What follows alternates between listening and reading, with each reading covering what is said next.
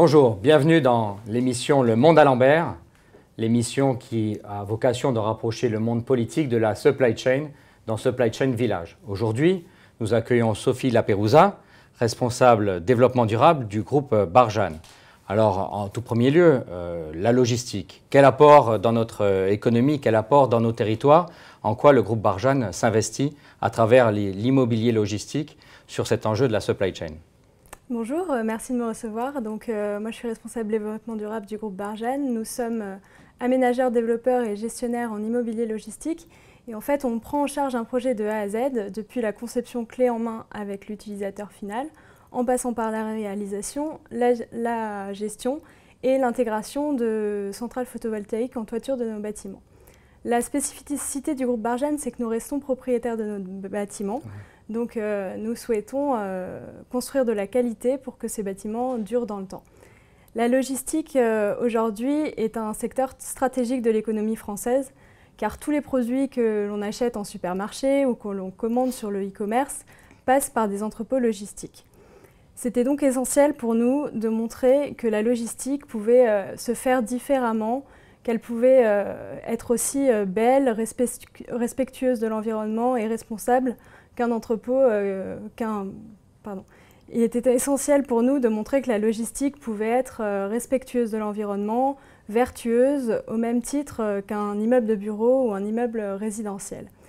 Et il était important pour nous aussi de montrer chez Barjane qu'on pouvait non seulement limiter les nuisances que pouvait avoir un projet sur l'environnement et les territoires, mais aussi avoir un impact positif. Donc on parlait d'impact positif en termes d'emploi. Déjà, le secteur du transport et de la logistique, aujourd'hui, c'est 2 millions d'emplois en France. Sur les sites Barjane, on a 3000 emplois pérennisés à ce jour. Ce qui est intéressant, c'est qu'on trouve des entrepôts dans différents types d'activités. On a des clients qui font partie de la distribution alimentaire, le groupe Auchan, le groupe Biocop ou encore Carrefour. On a des clients qui font partie du marché des colis, La Poste, TNT, FedEx, Daxer. Également des clients plutôt dans l'industrie aéronautique, par exemple, avec Dassault Aviation, Daher ou Thales, ou Airbus Hélicoptère. Merci déjà de cette présentation, mais décrivez-nous un peu plus particulièrement comment le groupe Barjane traduit cet engagement pour, comme vous l'avez dit, être en impact positif dans le territoire, en termes d'emploi, créateur d'emplois, parfois dans des territoires d'ailleurs où les difficultés d'offre d'emploi est prégnante et l'activité logistique le permet, mais aussi sur les autres enjeux, notamment environnementaux, énergétiques. Comment le groupe Barjane avance sur ces enjeux? Alors, dès le départ, donc je vous le disais, on a voulu faire de la qualité et on a essayé de structurer notre engagement avec des labels et des normes internationales. La norme ISO 14001 depuis 2009 et le label Lucie depuis 2015 qui s'attache à tous les aspects de la RSE via l'ISO 26000, ce qui nous a permis de mettre en place des plans d'action et d'être dans une démarche d'amélioration continue en étant audité chaque année.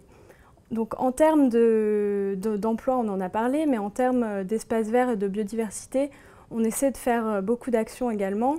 On dédie un tiers de nos projets aux espaces verts pour améliorer l'impact paysager du projet, pour améliorer le cadre de vie pour les utilisateurs et également pour créer des habitats qui soient propices au développement de la biodiversité.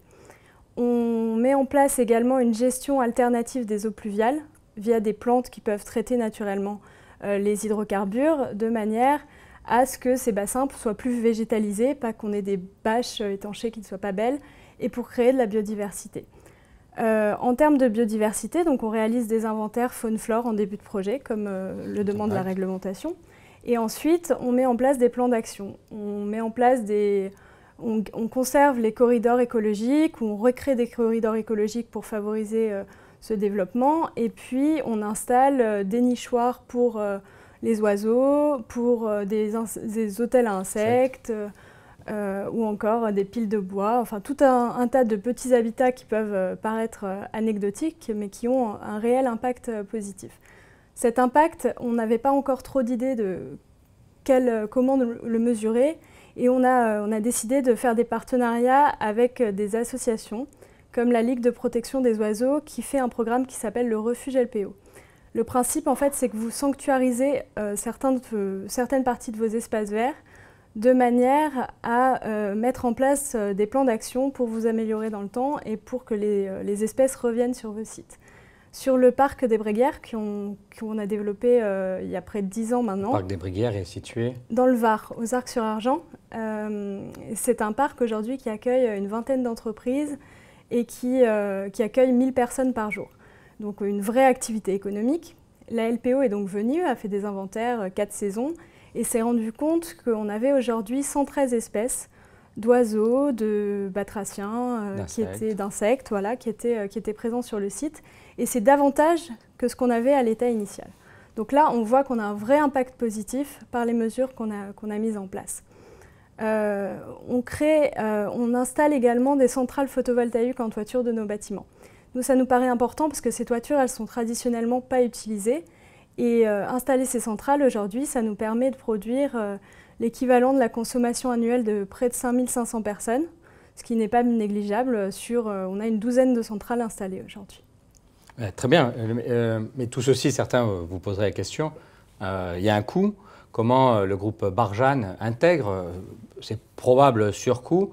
Quel est peut-être le retour sur investissement que le groupe Barjane arrive à obtenir? Alors très récemment, vous avez eu des prix, donc tout à la fois une reconnaissance de la profession, des professions de l'immobilier ou des professions de la supply chain, de la logistique, mais au-delà de ces prix, comment vous intégrez tout ceci? Donc d'abord les prix. Alors oui, on a eu l'honneur de recevoir cette année 2 prix en RSE, le défi RSE catégorie environnement et un prix en Grande-Bretagne décerné par la Chambre de commerce. Et on a également eu le Grand Prix du CIMI pour notre plateforme pour DAER et Dassault Aviation à Tremblay en France. Alors le CIMI, c'est le Salon international de l'immobilier industriel et professionnel. Exactement. Et c'est un prix en fait qui récompense le meilleur immeuble logistique de l'année, donc c'est une belle distinction. Aujourd'hui, donc ces actions ont un surcoût, mais pour nous c'est également essentiel d'être fiers des projets qu'on réalise et ça nous permet de renouveler un partenariat avec des clients. On a des clients qui sont moteurs dès le départ, comme Biocop, qui nous avait choisi pour notre engagement environnemental. Et on a des clients qui au départ ne sont pas forcément moteurs, mais qui, au deuxième partenariat, vont nous demander des actions en faveur de la biodiversité, en faveur du confort de leurs utilisateurs, parce qu'ils s'aperçoivent que les travailleurs sont mieux sur ce site que sur un autre site. Intéressant, très intéressant de voir que vous amenez certains clients à eux-mêmes bouger sur ces enjeux RSE, développement durable, par votre propre apport. Le groupe Barjane est un groupe familial. Oui, il a été créé par Julie et Léo Barlatier, qui sont frères et sœurs, et qui le président depuis 2006. Et c'est pour ça qu'il a une stratégie de détention de son propre parc immobilier, oui, ce qui permet d'avoir une vision de long terme. Exactement. Alors, en parlant de vision de long terme, Sophie, le groupe a certainement en carton, voire peut-être déjà en réalisation, des innovations. Quelles sont les voies, quels sont les chemins que vous allez emprunter dans les prochaines années? Peut-être, je crois savoir, un immeuble pour Biocop en région parisienne, et puis peut-être d'autres que vous allez nous présenter. Oui, alors déjà on va essayer de systématiser toutes les démarches en faveur de la biodiversité ou de développer du photovoltaïque sur tous les projets. Aujourd'hui on en fait jusqu'à Lyon, on aimerait en faire encore plus au nord, malgré le soleil un peu moins présent. Et également, vous parliez de Biocop, on a un projet qu'on développe à Olainville, dans le sud de Paris, pour une plateforme qui est multitempérature pour les produits alimentaires de Biocop, qui a été développé sur une ancienne briqueterie. Donc ce qui est très intéressant dans ce projet, c'est qu'on n'a pas consommé davantage de terres agricoles. On a réutilisé ces matériaux de déconstruction de la briqueterie pour reconstruire le bâtiment, notamment les voiries et la plateforme. On a réutilisé certaines briques en touches architecturales sur la plateforme. Et donc, sur ce projet, on est dans une vraie démarche de réemploi, d'économie circulaire. Et je pense que c'est une innovation qui devra être mise en place dans les années à venir.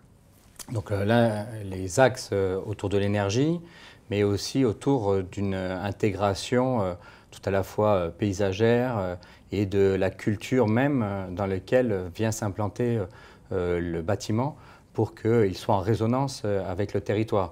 Ce sont les axes sur lesquels le groupe Barjane va continuer à avancer et faire des propositions.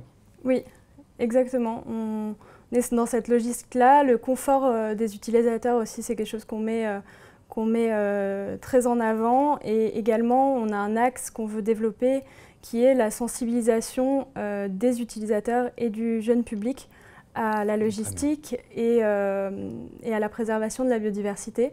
Aujourd'hui, je vous parlais des nichoirs qu'on installe ou ce genre d'habitat pour la petite faune. Et en fait, on installe aussi des sentiers de la biodiversité qui sont en fait des parcours pédagogiques sur lesquels on accueille des scolaires pour leur montrer ce qu'est la logistique déjà, pour leur faire comprendre, parce que ce n'est pas toujours évident pour des enfants de savoir que leurs produits au supermarché sont passés par des entrepôts comme celui-là. Et aussi pour leur montrer que sur des sites comme ça, où il y a de l'économie, on peut aussi se soucier de l'environnement et essayer d'avoir un impact plus positif. Une dernière question avant d'aller sur la conclusion.